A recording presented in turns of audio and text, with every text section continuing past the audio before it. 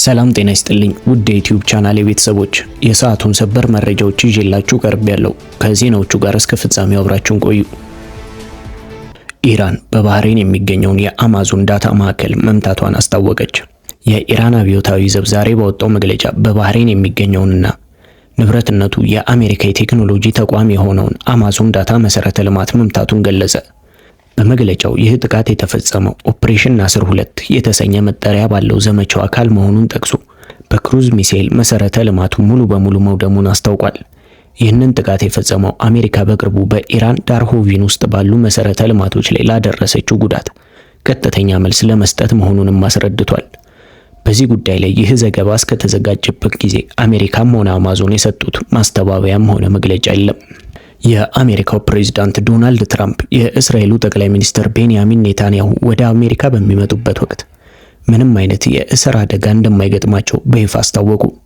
ትራምፕ በራሳቸው የማህበራዊ ሚዲያ ገጽ ትሩዝ ሶሻል ባስተላለፉት መልእክት ኔታንያሁ በአሜሪካ ምድር ላይ በምንም መልኩ ሁኔታ ወይም ቅርጽ ሊታሰሩ እንደማይችሉ ገልጿል። አክለውም ጠቅላይ ሚኒስትሩ 52000 ንጹሃን ተቃዋሚዎችን ከገደለውና ካለፉት 47 ዓመታት የአሜሪካ ወታደሮችን ሲገድል ከቆየው የኢራን መንግስት ጋር እየተዋጉ እንደሆነ ገልጿል።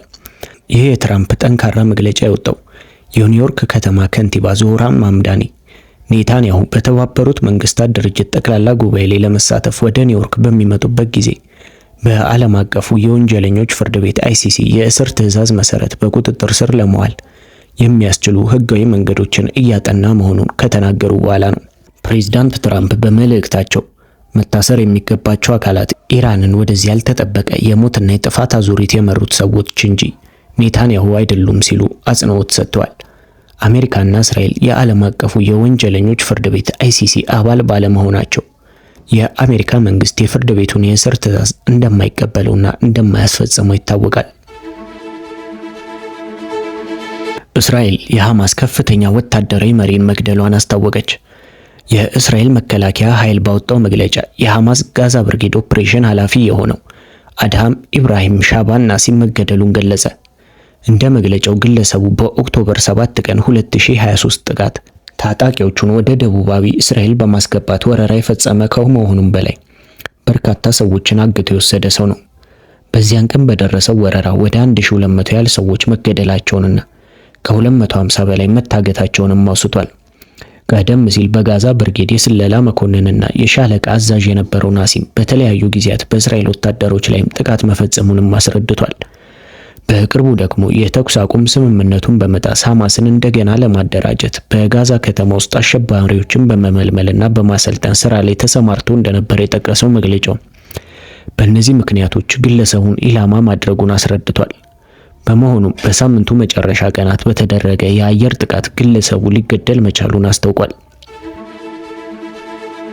የእስራኤል የስለላ መረጃ እንደሚያመለክተው ኢራን በሺዎች የሚቆጠሩ የኒውክሌር ሴንትሪፊዩጆችን በአየር ጥቃት እንዳይመቱ ጥልቅ በሆነ መሬት ስር ወደሚገኘው የፒክ አክስ ተራራ የዋሻ መዋቅር ውስጥ ማዘዋወሯን ዘ ዎል ስትሪት ጆርናል የአሜሪካና የእስራኤል ባለስልጣናትን ጠቅሶ ዘግቧል። ይህ ስልታዊ እርምጃ የተወሰደው አሜሪካ እንደ አውሮፓውያን አቆጣጠር በሰኔ 2025 የ12 ቀናት ጦርነት ወቅት የቢ52 ቦምብ ጣይ አውሮፕላኖችን ተጠቅማ የኢራንን የመሬት ስር የኒውክሌር ተቋማትን ከመታች በኋላ መሆኑ ታውቋል። ሰሞኑን የሲኤንኤን ሳተላይት ምስሎችም በተራራው ውስብስብ መዋቅር አካባቢ የጭነት መኪኖች በስፋት ሲመላለሱ ማሳየታቸው ኢራን ተቋሞቿን መልሳ ለመገንባትና ለማጠናከር እየሰራች መሆኑን ያመለክታል ብሏል። ይህንን ተከትሎ የአሜሪካው ፕሬዝዳንት ዶናልድ ትራምፕ ባለፈው ሳምንት በሰጡት መግለጫ ፒካክስ በቅርቡ ትልቅና ከባድ ጥቃታችን ሊያርፍበት የሚችል ኢላማ ነው ሲሉ በይፋ ዝቷል። ይህንን አሳሳቢ ሁኔታ ስንፈትሸው የኢራን የኒውክሌር ፕሮግራም ከመቼውም ጊዜ በላይ ለአየር ጥቃቶች የማይበገሩ ወደሆኑ ጥልቅ የመሬት ስር ምሽጎች መሸጋገሩ ከዚህ ቀደም የተሰነዘሩት ወታደራዊ እርምጃዎች የሀገሪቱን የኒውክሌር ፍላጎት ሙሉ በሙሉ ከማስቆም ይልቅ ስልታዊ መዋቅሯን ይበልጥ ሚስጥራዊ፣ ጠንካራና ተደራሽነቱ አስቸጋሪ እንዲሆን ማድረጋቸውን ያሳያል። የፕሬዝዳንት ትራምፕ ቀጥተኛ የጦርነት ዛቻዎችና የኢራን ግትር የመሬት ስር ዝግጅቶች የዲፕሎማሲው መንገድ ሙሉ በሙሉ መዝጋቱን የሚያመላክቱ ናቸው። ይህ ሁኔታ ዋሽንግተንና ቴል አቪቭ በኢራን ላይ ድንገተኛ የኒውክሌር ጦርነት ወይም መጠነ ሰፊ ቅድመ መከላከል ጥቃት የመሰንዘር እድላቸውን እጅግ ከፍተኛ ያደረጋዩ ሲሆን በቀጠናው ላይ ሊቀሰቀስ የሚችለው አውዳሚ የኃይል ግጭት መላውን ዓለም አቀፍ የደህንነትና የኢኮኖሚ ስርዓት ወደ ከፋ ማዕበል ሊከተው እንደሚችል የጂኦ ፖለቲካ ባለሙያዎች በጥብቅ አስጠንቅቀዋል። የኢራኑ ፕሬዝዳንት መሱድ ፔዜሽኪያን የስፔን ብሔራዊ የእግር ኳስ ቡድን ያገኘውን የዓለም ዋንጫ ድል በማስመልከት በኤክስ ገጻቸው የእንኳን ደስ አላችሁ መልእክት አስተላልፏል። ፕሬዝዳንቱ ባስተላለፉት መልእክት የስፔን ብሔራዊ የእግር ኳስ ቡድን ላስመዘገበው ስኬትና ይገባኛል ላለው የዓለም ዋንጫ ቻምፒዮንነት ለሀገሪቱ ሕዝብና መንግስት እንኳን ደስ አላችሁ ላለው የወዳጃችን የስፔን ሕዝብና መንግስት ደስታ የኢራን ሕዝብና መንግስት ደስታ ነው ብሏል። በኢራንና በስፔን መካከል ያለው ግንኙነት በመቶዎች የሚቆጠሩ ዓመታትን ወደ ኋላ የሚመልስ ሲሆን በ16ኛውና በ17ኛው ክፍለ ዘመን በሴቫድ ስርወ መንግስትና በስፔን ግዛት መካከል የመጀመሪያው የዲፕሎማሲያዊ ግንኙነት የተመሰረተ ሲሆን ሁለቱም ሀገራት ጠንካራ የባህልና የንግድ ትስስር ነበራቸው። በስፖርትና በዲፕሎማሲ መካከል ያለው ትስስር እንዳላቸው ይገለጻል። ይህ የፕሬዝዳንት ፔዜሽኪያን መልእክት የስፖርት ዲፕሎማሲ አንዱ ማሳያ ሲሆን ሀገራት በፖለቲካዊ ውጥረትና በጂኦፖለቲካዊ ተጽዕኖዎች መካከል እንኳን የስፖርትን ሁለንተናዊ ቋንቋ በመጠቀም ህዝባዊና መንግስታዊ ወዳጅነታቸውን የሚያጠናክሩበት መንገድ ነው። የቅርብ ጊዜ ቀጠናዊና ዓለም አቀፋዊ አቋሞች ስፔን ከሌሎች ምዕራባውያን ሀገራት በተለየ በቅርብ ዓመታት በተለያዩ ዓለም አቀፍና መካከለኛው ምስራቅ ጉዳዮች ላይ የምታንጸባርቀው ገለልተኛና ምክንያታዊ የውጭ ፖሊሲ አቋም ከኢራን ጋር ያላትን የሁለትዮሽ ግንኙነት ሰላማዊና ወዳጃዊ እንዲሆን አድርጎታል። የኢራን መሪዎች እንዲህ አይነት የደስታ መግለጫዎችን ለምዕራባውያን ሀገራት ማስተላለፋቸው የተለየ የሚባል ቢሆንም የፔዜሽኪያን መልእክት ሀገራቸው ከአውሮፓ ሀገራት ጋር ላላት ግንኙነት የሚሰጡትን አዎንታዊ ትኩረት የሚያሳይ ነው ተብሏል።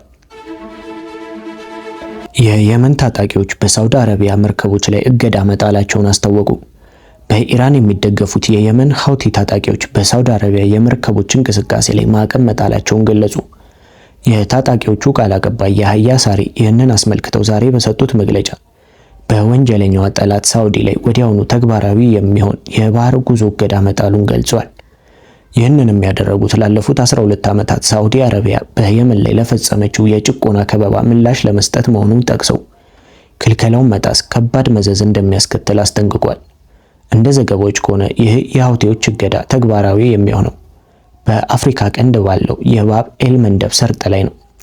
በቀይ ባህር በኩል አቋርጠው በጠባቡ በዚህ ወሽመጥ ላይ የሚተላለፉ የሳውዲ አረቢያ መርከቦችን ኢላማ የሚያደርግ ማዕቀብ መሆኑን በመግለጽ ላይ ናቸው። የዓለም አቀፉ የገንዘብ ተቋም IMF ኢትዮጵያ በ2026-27 በጀት ዓመት ወሳኝ የሆኑ የመሰረተ ልማት ፕሮጀክቶችን የፋይናንስ አቅርቦት ለመሸፈንና የኢኮኖሚ ማሻሻያ አጀንዳዋን ለመደገፍ የሚያስችላትን የ4.9 ቢሊዮን ዶላር አዲስ የውጭ ብድር እቅድ ይፋ አድርጓል። ተቋሙ በኢትዮጵያ እያደረገ ባለው አምስተኛው የኤክስቴንድድ ክሬዲት ፋሲሊቲ ECF ግምገማ መሰረት የሀገሪቱ የብድር ስትራቴጂ የዕዳ ጫናን በማይጎዳ መልኩ ቅድሚያ ለሚሰጣቸው ኢንቨስትመንቶች የሚውል መሆኑን አመልክቷል። ከታቀደው ጠቅላላ ብድር ውስጥ 81 በመቶ ወይም 3.95 ቢሊዮን ዶላር በቅናሽ የብድር ማዕቀፍ የሚገኝ ሲሆን ከዚህ ውስጥ 3.6 ቢሊዮን ዶላር ከባለ ብዙ ወገን የልማት አጋሮች እንዲሁም 350 ሚሊዮን ዶላር ደግሞ ከሁለትዮሽ አበዳሪዎች እንደሚገኝ ይጠበቃል።